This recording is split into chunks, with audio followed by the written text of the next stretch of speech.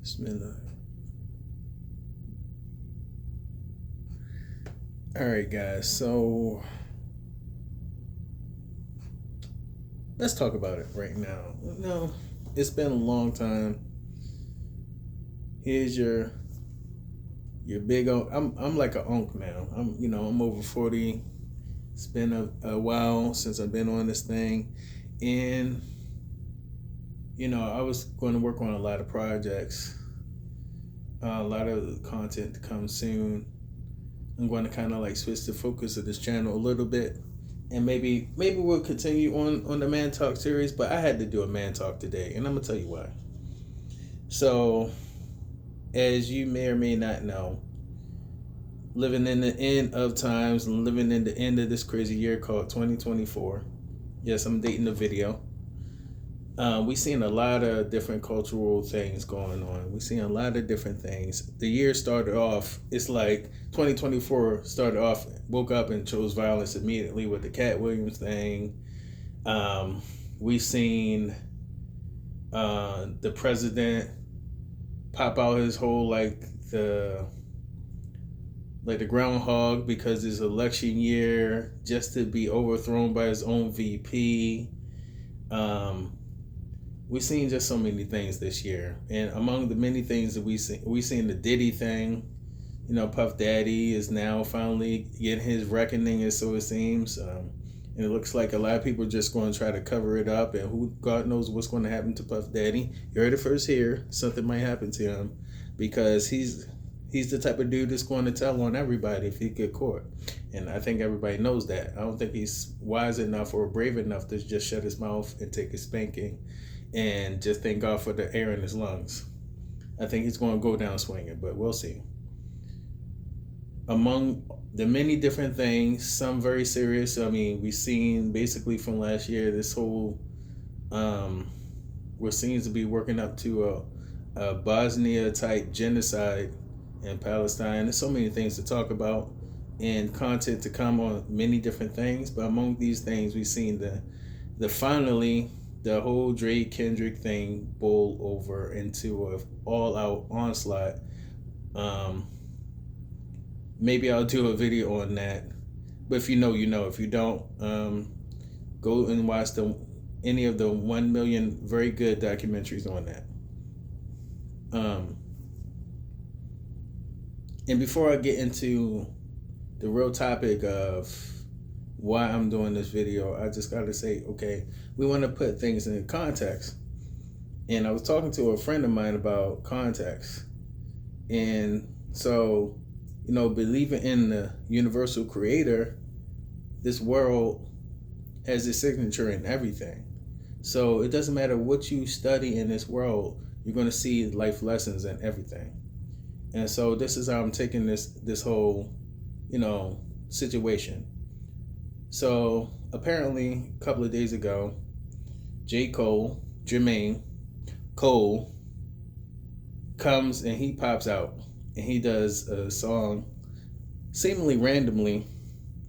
And in that song, he says several things. He starts off J. Cole and talks about who he is, and then he gets into the whole, why did I bow out of the beef? And, what's important about what my craft is. And as a student of excellence, I look at people like J. Cole. J. Cole, what he says in his tracks is literature. Like what Kendrick Lamar says in his whole discography is literature. You can literally print that stuff up and study it and learn about the English language and poetry and etc. You might even learn some things about life.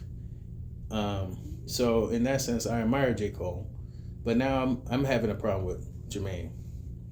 And my problem is that this is not 100 behavior. This is not manly behavior. And it's disappointing for somebody who's so brilliant and otherwise talented to not realize the responsibility of being a man supersedes whatever skills you may have is all in the context of who you are as a person, especially as men, because we're the standard bearers of humanity. We are the ones that's going to pretty much dictate the direction that everybody else goes in. It's not that we're better or anything like that, but we have a function. So with that said, when Jermaine comes in and he basically paints a picture of, hey, we were just rapping, and then all of a sudden, I was saying innocent little things, and I had to apologize because I wanted to get out before it got too crazy, as a virtue, because I'm against these things as a person. I'm against, just petty beefs and, this, almost like it was kind of like he's invoking this concept of toxic masculinity. Like, we can't keep it civil, so I'm just going to exit the room on this conversation. I got a problem with that because it doesn't take into account your part in that whole thing. If this is toxic, if battling is toxic, if sitting here and the violence that may result of it is toxic, then why did you make a song that was like 5 minutes where you made so many references to guns? Was it all these guns with plausible deniability? Maybe the gun references was talking about words and it's all a metaphor, but you mentioned, as a person so clever, I'm kind of disappointed that you made all your metaphors basically about violence, metaphorical violence. And then before anybody could get a chance to properly address you on wax, you just bowed out for the record and deleted the song. And I see the fact that you put it on a project called Might Delete Later. So are you straddling the fence? Are you trying to have it both ways, Jermaine? I'm disappointed. So you put it on a mixtape. I don't know whatever you call it. I'm not the biggest music person, but I'm a culture person and a manhood person. You made a project called Might Delete Later. It's almost prophetic because you deleted it later. Just like you're going to come out, you've been teasing this project called The Fall Off. It's almost prophetic because your image is falling off. Why? Because of duplicity. Because of lack of accountability. You, Jermaine Cole, very much touted as the rap savior, even before Kendrick. Okay. So, we all say that. You bowed out, hey, look, my bad. But almost look at it like this. You've been going on for years, and everybody knows who knows, talking about how much a problem you are, and you're comparing yourself to the Grim Reaper, and almost suggesting that I'm taking all challengers, and I'm even going on people's songs, and I'm murdering them on their own songs. It reminds me of this song called Control, where Kendrick did the same thing, except for everybody had a problem with that. But Jermaine Cole, plausible deniability, duplicity. Okay, so when you do it, it's okay. When he does it, it's, we got to look into that. And I had to call him and make sure, but okay, you going on a feature run like unprecedentedly, and you're basically touting like, okay, I'm here to take all challenges because I'm about to retire. It's about to be the fall off season. Okay. And a part of that, you go on tour with Drake, even though you're like taking on all challengers, and basically killed them on his own song, first person shooter. Gun references, again, all the gunplay, right? But you're not into violence, right? You're above that. Okay. So you show love to Kendrick Lamar, even though putting his name into a song that he had nothing to do with an artist that he has no desire to have anything to do with, could be instigating a little bit. But you showing them love. But at the same time, it's passive aggressive because it's like, yeah, we're big three, but I'm Muhammad Ali. So I'm the greatest. Again, and then the violence references, because Muhammad Ali is a boxer. That means he punched people. This is how he made his name as the greatest. He's the greatest at what? knocking people about with his fists. Okay, I mean he's greater for other reasons, but this is what he's famous for doing as an occupation. He get in the ring. All right, so, all right, Spider-Man meme, all these cute things. Then Kendrick Lamar comes and he says, "Are you really like that?" Because I'm really like that. Forget the big three. Okay, I'm the king. I'm King Kunta. Okay, what you got to say? And I see the jealousy, and it's a bad look.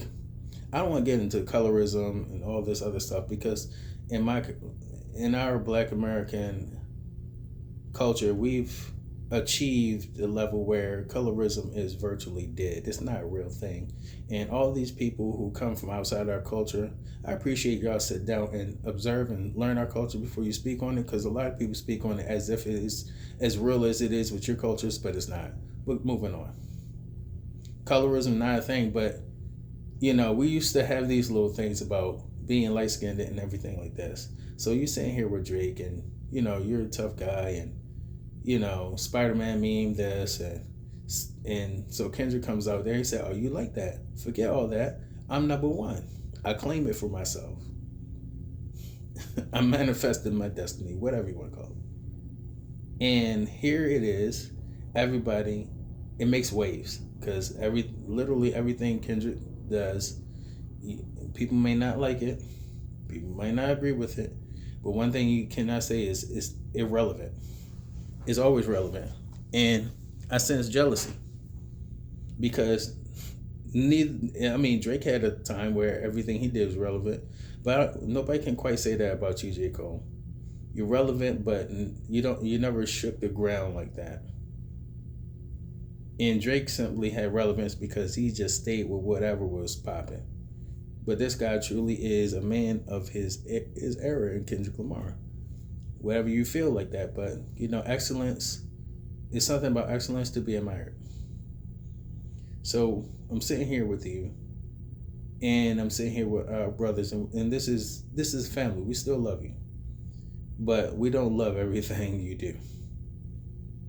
So you go here, and Kendrick comes out there. He says, "Forget big three. I told you, stop mentioning me with Drake. Okay, got love for you, but you know what? It's me. I can see that now." You take offense to that.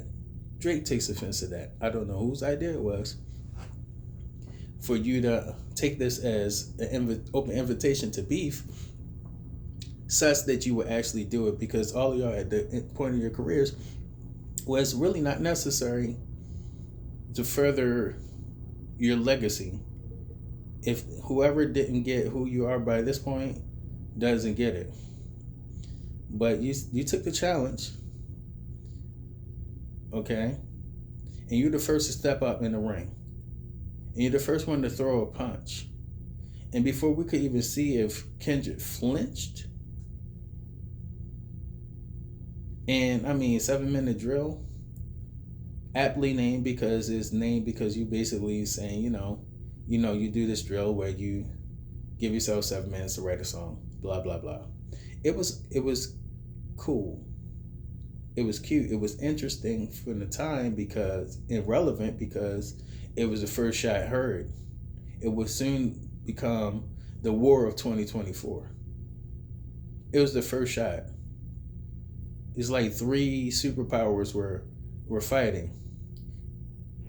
And the young upstart, the smaller empire, which has a robust economy of words, metaphors, rhyme schemes, and everything, and felt like it never got the respect it deserves, decides to step into the ring first and fire the first shot. Okay, this is about respecting, and it's a warning shot. Okay, who pulls a gun out in an argument and takes the first direct shot and shoots above, arguably the number 2 or number 1 guy, and nobody knows, depends on how you look at it, shoots above his head, and because it didn't land, it didn't have the effect on the rest of the world, you bow immediately out the fight. It says a lot. but as the person who didn't agree with the beef in the first place and didn't see the necessity of it in the first place, when like that came out, even though I heard you talking about you Muhammad Ali, I said this is just J. Cole trash talking, whatever. I didn't never think that Kendrick would take it seriously, but I'm not in y'all lives. But he did. So he he made a statement about that big three thing that you keep on bringing up more than anybody else out of the big three. You bring this up constantly, like you're fixated on this idea about your place amongst them. Okay, fine, whatever. I'm insecure too.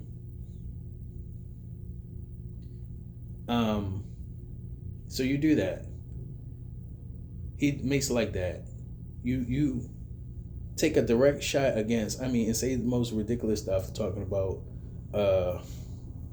I'm assuming that his third joint is counted as,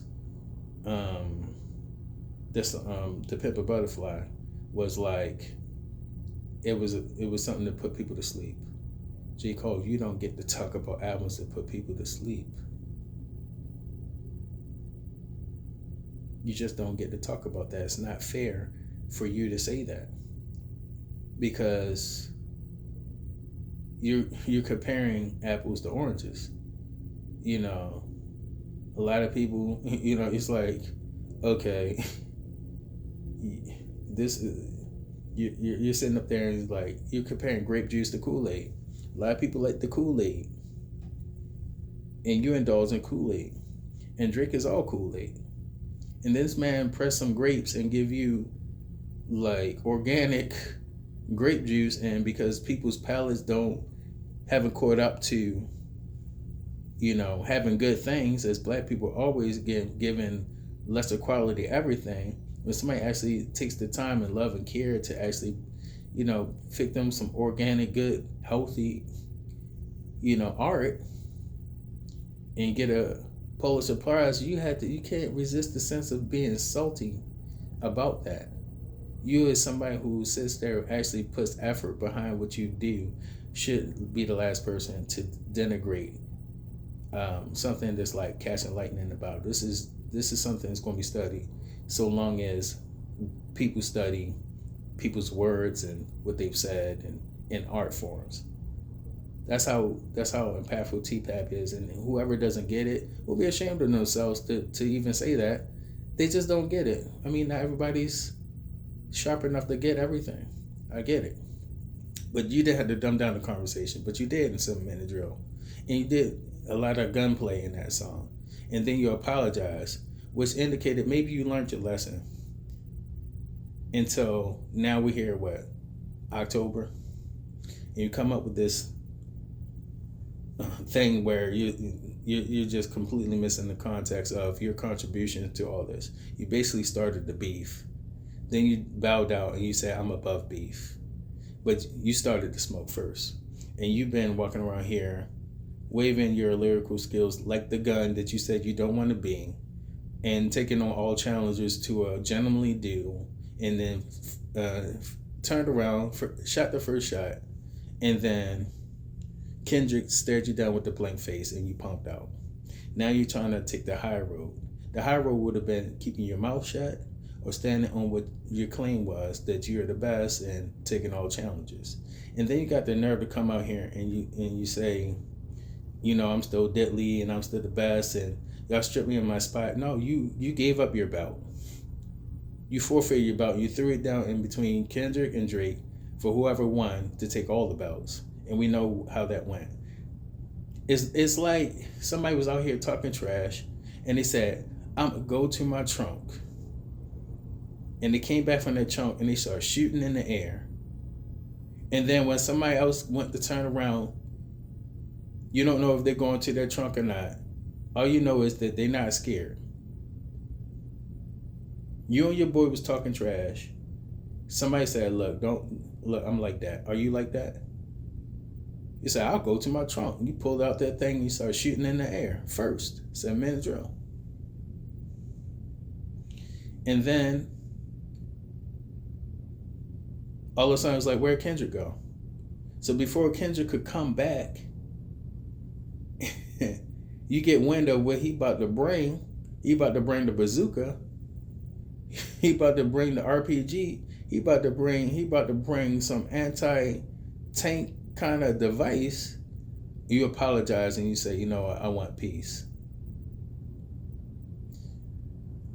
And then all you hear, you go in the house. Ain't nobody seen or heard from you. And all the shooting going on. And nobody hears you. You go in the house. And Drake, to his credit, even though everybody knew he wasn't like that, he tried to prove to himself. And there's one thing, it's a few things to be proud of when speaking of Drake. But I'll say something nice about Drake. Drake tried to prove to himself that he is the man he said he was. And he had to learn the hard way he wasn't. But it's cool, man. At least you act like a man in that sense that you tried to prove to yourself and stand on what you said. You and your 20 ghostwriters. But you stand on OVO business and you got what was coming to you. And it's great. We all can learn a lesson from that. I'm sure you will be proud of that later on. That at least you stood on it. You was just talking trash to be talking it. You stood out there when it was going on and you tried and you taunted and you took shots and a lot of people got strays. Even Tupac got a stray. Snoop got a stray. Black people, of which you are a member, although albeit Jewish identifying, we're no stranger to that. We got Hebrew Israelites who are Jewish identified, but they're still black. And you are still black. And black people got many strays. Like somebody was out here rapping, trying to free the slaves. Huh? You mean like your ancestors? Moving on. From both sides of the family, by the way. Moving on. But you did at least stand on business. I'll tip my hat for that, Drake. J. Cole was nowhere to be found. I'm above this. Then you come out here, and then now the shots have been fired, and Kendrick says, "Look, the war is over. The party's over. I'm closing down this party." Now you come out here talking. I can't abide. I was, sad thing about me, I was happy for you at first. Until I heard what you had to say. And then you know what I heard? Cop and please.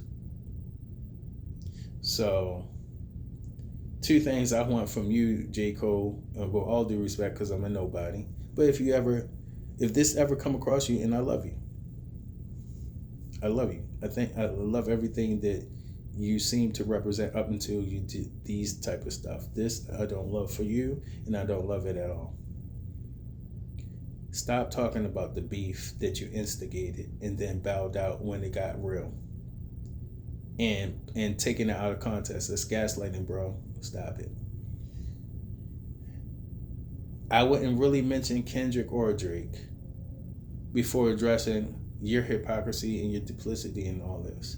You need to put yourself out there on the stand and confess to your crimes before you even talk about anybody else. Because you're not in a position to judge nobody, and when it comes to that, I'm gonna put out my own art and everything like that. You can judge that, sure, and you have a lot to say. You're authority on words, but you're not authority on anything Kendrick or Drake at this point, or even rap and beef. You've disqualified yourself. And so this comes to my major point, because all of this is trivial in a world where people are out here really dying. People are out here really going through things. And even to a certain extent in an industry where black people are still being actively exploited in even their deaths.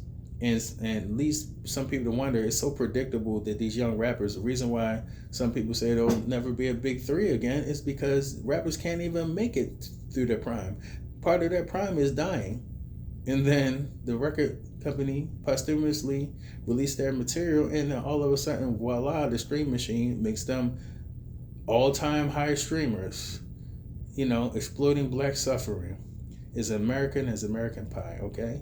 So it's a lot to be said in these times about realer things than growing up in Fayetteville or wherever you come from and feeling the cognitive dissonance of making it out the hood, the survivor's guilt of making it out of the hood, and living closer to the whiter side of things, but knowing deep down that you're black. I mean, why don't you just really talk about that for real, instead of tap dancing around beating around the bush, and talk about how it is to have white blood and a white person in your family, like your mother, that you love justifiably, but belong to a race of people who don't love people like you for no reason other than the fact that you have black blood in you, and how superficial and shallow that is, and how the world needs to grow up, and how it's beautiful being black because you still show humanity through the most inhumane. It's a lot you could say, Jermaine, and you're smart, but I don't think you have the courage. And I challenge you to have the courage to talk about something real for real, instead of sitting there using poverty as some kind of you see I'm really black kind of card. I will refrain from painting that with a certain skin tone, but we all know what skin tone that would paint with. And that's bad for people like you who are black but can see, whiteness from the inside. It's that's just unfortunate. You're not doing any favors to people like you amongst the black family, or people like Drake. And you're in position, you're poised to actually say something. Whether people applaud or boo, it's going to age well when you stand on truth, with genuine intentions. And this is where I'm really going with it. This is life lessons. This is man talk. This is just men talking. I'm just a man. I'm subject to criticism. I make many mistakes. I would love to be as good at anything as J. Cole is at rapping. But that still doesn't say anything about who you are as a person. Just because you're skilled at a craft doesn't make you skilled at the craft of life. And ultimately, this is where we build as men. As men, we have to build the craft and skill of life, especially as leaders of our communities, fathers, husbands, sons, brothers. We have to really push this narrative of manning up to situations. Okay? And all the young people who are confused, and all the old people confused about who are blinded by the skill with which somebody put their argument. Like J. Cole, is very skillful at making his point, but his point is trash. But I appreciate the skill. But we see through that. People like us see through that. And hopefully Jermaine Cole stop apologizing for things that you are still on the fence for. People don't have to like you. And people are often not going to like you when you are yourself, because that's foreign to them. Being genuine is a foreign thing. It's a lonely path. You want to talk about number one is lonely. It's lonely being genuine on this earth, because a lot of people, it's not a big room full of people who are doing that. Be your genuine self, and don't worry about people taking offense to who you really are. Worry about who you really are and not being right in the light of truth, because that's the greatest offense. People are going to be offended by every person who ever really came and said anything worth listening to. So people pleasing is a disease that we need to rid ourselves of, especially as men. This is the lesson. Very skillful. I wish Kamala Harris was that skillful in her BS. It would at least be something to study about, look at the rhetorical points. Or Donald Trump. Or somebody who's actually going to make an impact in the world. It would be nice if they were that skillful. You would think that they were, or at least hire somebody that's skillful. Maybe you should work for Kamala and give her some bars so her BS is a little bit more palatable. But as a person who focuses on words and messages, J. Cole is great at what they do and has something to say as a person. You got to say more, bro. And you got to be more about something. And you can't be Just another one of the gaslighters. You gaslighting, bro. You shot the first shot. I don't want you to hear about a beef that you bowed out of before you admit. I fired the first shot. I've been running around here saying I'm like that. I've been walking around here comparing myself to the Grim Reaper. I've been walking around here talking about I walk with a stick. I've been running around here saying all these things that I criticize others for. You know, I'm the biggest hypocrite. And see, the problem with you saying that about, implying that about people like Kendrick and Drake is twofold. Number one, Drake is not the person to be self-aware. You talking about third eyes blind, but you don't want to mention who. We all know. Second of all, whatever criticisms, hypocrisy or duplicity you have for Kendrick Lamar, at least he's genuine, or maybe not genuine. I don't know Kendrick Lamar. He might be a genuine person, but he beat you to the punch. He's been saying that he's duplicitous and that he borderline hates himself for that. And that's what makes him great. He beat everybody to the punch. It's very hard to battle him because he's already showed his internal battle with himself, whether it be genuine or not. So he's beat y'all to the punch. It's like somebody going to debate and starting off on all the reasons why people are going to be against his point and why they're right. And he took the win out of y'all sales a long time ago. Probably on To Pimp the Butterfly. Is that why you don't like it? I don't understand. I don't understand. I don't want to understand because what I'm understanding doesn't look good and reflect good on black excellence and black manhood. And this is man talk. But that's just my opinion. What do you guys think? And let me know if you guys want any more content. Let me know your criticisms too. Am I being duplicitous? Let me know.